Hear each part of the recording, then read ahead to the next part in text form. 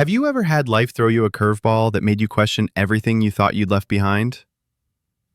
I had just started to feel like things were finally in place.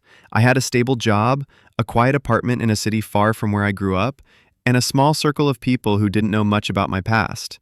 Just how I liked it. Then, one random Tuesday, I got a message on Instagram from a name I hadn't seen in years. Hey, didn't think I'd ever run into you again. I'm in your city for a few days. Coffee? It was Maya, my ex-fiancée, the person I thought I'd marry.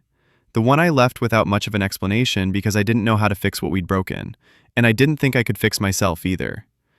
My heart dropped. For a second, I thought about ignoring it, but something in me needed to see her. Maybe to apologize, maybe to understand something about myself I never did back then. We met. She looked different, older, calmer, but her eyes hadn't changed. We talked for hours about where we were, who we became, and how much we both needed that break, even if it broke us. What hit me the hardest wasn't regret. It was realizing how much of myself I'd buried just to survive. I had become someone careful, distant, always in control, but at the cost of joy, connection, and vulnerability. That one conversation didn't undo the past, but it opened something in me. I started calling my parents more. I reached out to old friends I ghosted. I even picked up painting again. Something I used to love but abandoned after we broke up.